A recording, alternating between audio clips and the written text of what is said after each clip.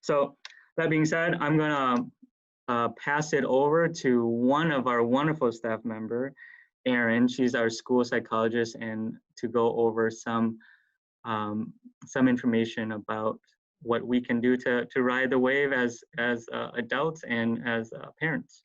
So Erin, you're on. Hi everybody, I'm Erin Eberhardt, school psychologist at Northside.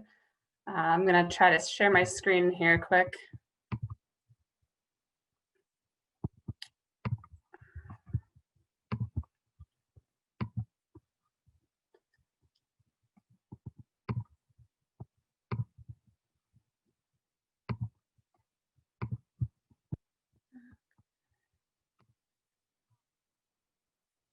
All right, there we go. So just real quick about me. I have been in the district since 2004, and I have spent most of my years at Northside, so I've been pretty lucky that way. But I've also worked at Glacier Creek and Elm Lawn and Park. So in addition to being a school psychologist, my other credentials are I'm a mom, so I have a 3rd grade daughter and a 5th grade son.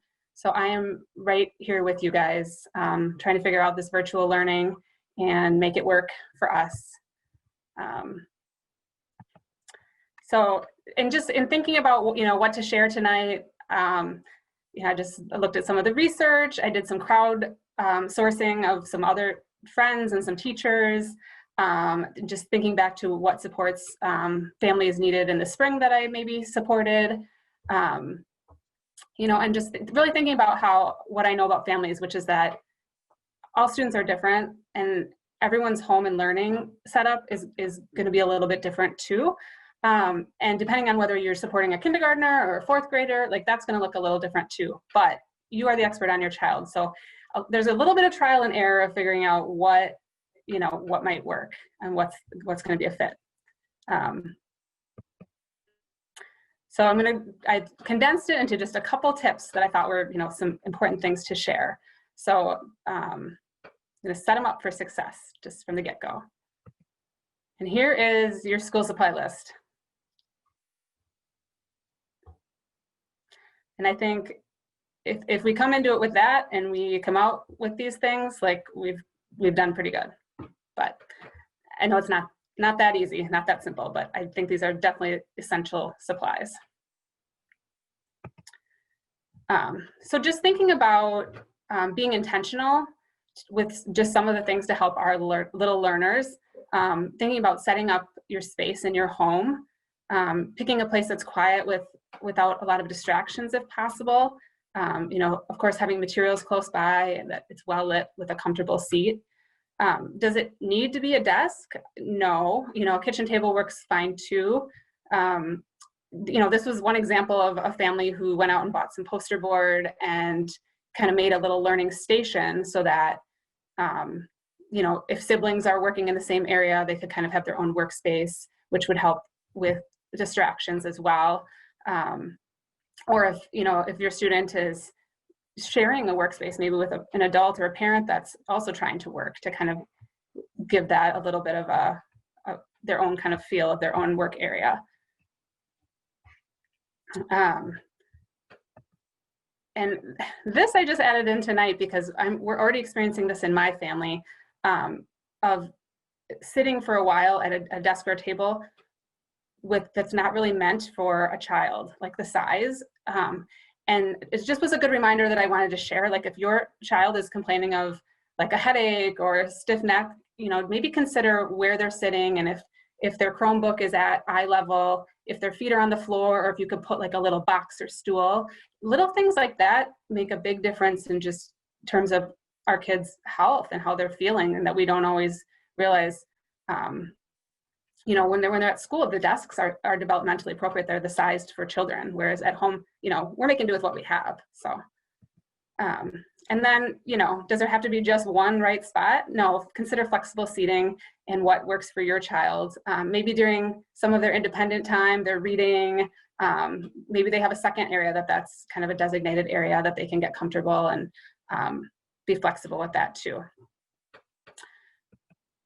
All right, now some other helpful tools that you might find to to keep near that workstation. Headphones, not only to just help with distractions, but I've also found, especially to students that might have a little bit of problem paying attention, headphones really help them kind of key in and tune into the teacher. So even if it's a quiet environment, they still may choose to wear headphones. I noticed just as I was gathering things that I like timers.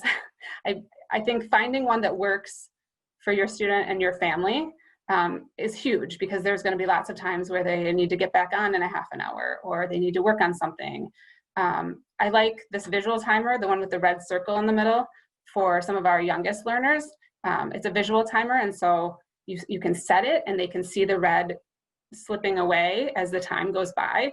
So they start to understand some of that time concept, but also it's great for helping them build stamina, you know, as they're learning to, like, maybe even as they're learning to be on Zoom for the first time as kindergartners, or they're learning to spend some time in an independent activity. It helps them kind of see how long, like, okay, we're doing this for the next 5 minutes. So I really like that. But for older learners, older students, you know, just finding a timer that they understand maybe how to set independently, so that they can have some sense of control over their schedule and their time, whether it's, you know, a little timer that you purchase, or there's online timers. I know, you know, iPads, iPhones have timers too, but finding what works for you and that your student, like, independently understands and can use, I think is really helpful. And then fidgets, which can be great, or they can be distracting. So that's where knowing your child and a little trial and error might help too, in terms of talking about, you know, fidget is a tool that we use to help us focus our attention. It's not something to play with. So, and then another, I think, helpful tool is just keeping some water nearby. Is there some research that, you know, staying hydrated can help with cognition and with mood regulation as well.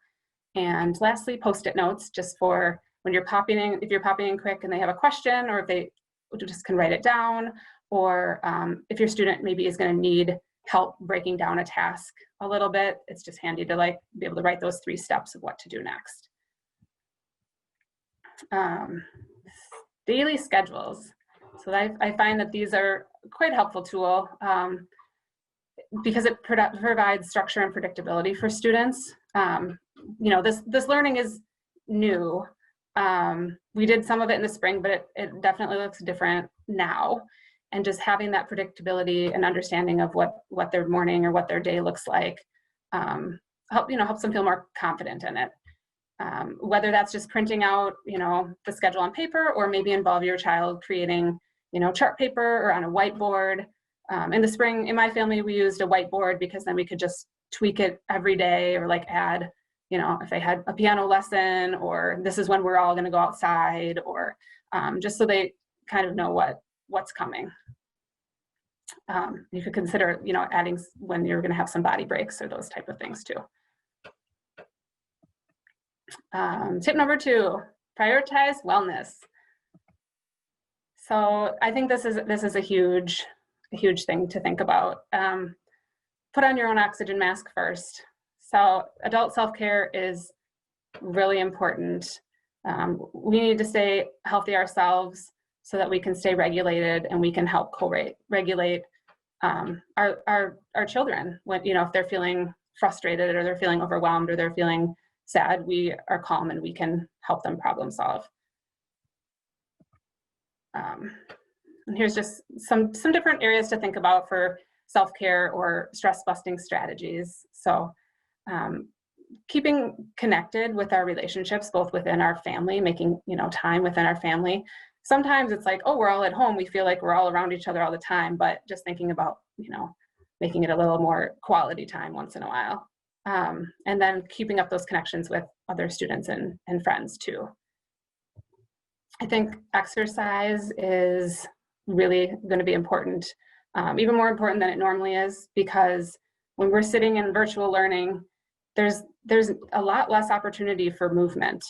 So we really need to think deliberately about when our kids are going to get movement throughout the day, not just waiting until school's done, but are there times that we can do some body breaks, or you know, how can we work that to get outside as much as possible? If you think about in a school setting, the students are transitioning from the carpet to their desks, lining up, they're going down the hall to music, they're going out to art. And even though that's not, real active activity, that's still moving around. And those things, virtually disappear now when it's, okay, we did math and now we're going to do some reading to self or something like that. Like that, the transition, the physical break is kind of gone. So just thinking about how we can sort of be intentional with that as well. And then sleep, kids this age still should be getting 10 to 12 hours of sleep, and trying to wake up around the same time every morning. I think along with that, one helpful tip is try to get them up a little early so they're not just kind of rolling out of bed to go to Zoom. Kind of ease them into the day a little bit if you can. I know that's not always possible, but in general, if you think about, again, thinking back to like the traditional school year, a lot of kids are awake for an hour or two before they even sit down at their desks to start their learning. So the kids need time for their brains to wake up and to warm up, and to really just be ready to engage. So if you can get them up a little early so they can, start that day. And, if you're superhuman and you can get them out and get them some activity before it starts, like definitely do that if you can. Balanced nutrition and water, of course, are very important. And tips that I've heard that way are maybe preparing some healthy snacks in advance, or having a spot where kids know that they can grab a healthy snack. Or even a teacher friend of mine was sharing how they still pack their school lunch with kids like the night before, so that when it's lunchtime, they don't have to spend time preparing the food. The kids can just eat and then still have time for recess, because sometimes that's an issue to run into too, is like running out of time for that get outside part. So I thought that was helpful to share. And then just, being aware of mental health as well, and some mindfulness. Going along with that, just making sure to spend deliberate time checking in with your child. Things like adding a simple feelings chart, in their workspace, like if you're gonna do the study carrel, or just having something on their desk that can help them talk about how they're feeling, positive or negative. Some families have shared with me that they have put posters by their daughter's Chromebooks that have mindset mantras, just some things that they can remind themselves of when they're working hard, or come up with a family mantra. The one I really like I shared is the girl by the tree, we are made to bend. When life's strong winds come blowing, bend with them and let go. By bending, you will become stronger in new places. By letting go, you will be making room for the new and better.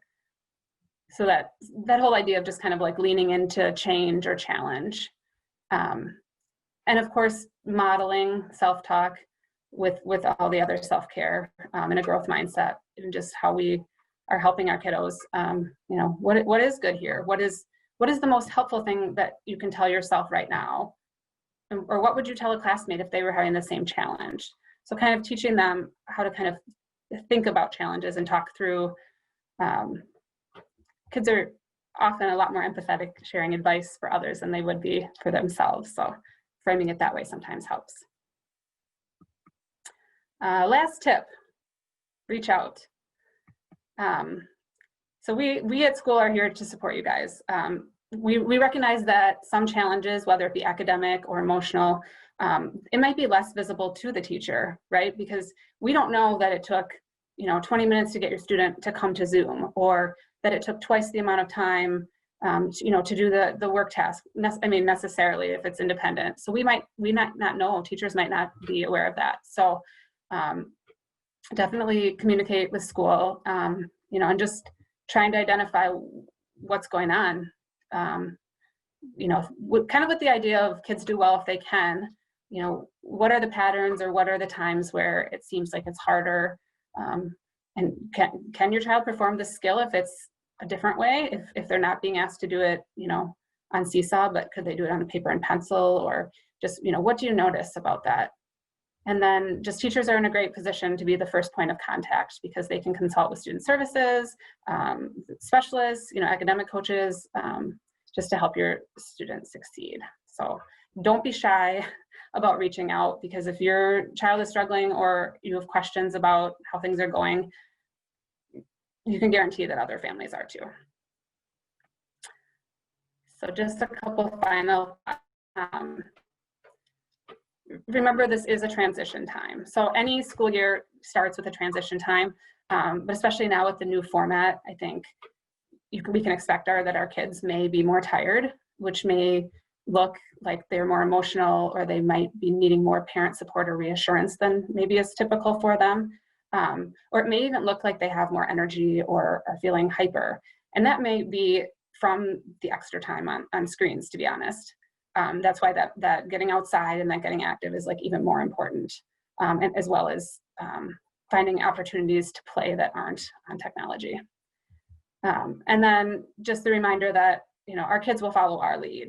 So we can look at this as a time for resilience building, and also just not to assume that, you know, maybe changes that we perceive as negative, our kids may not have that same perception. There may be lots of things about this time that they find as positive too. So just kind of keeping that in mind too. And then I just wanted to leave you with one last picture. So what do you think kids will remember about 2020? And I think, you know, if these are the things that they remember, like, that's my hope, that it's, you know, it's kind of a blip on their radar, but that they reflect and look back as like, hey, you know, there were some special things about this time too. So, all right. Thank you so much. Thank you. Yeah, you're welcome.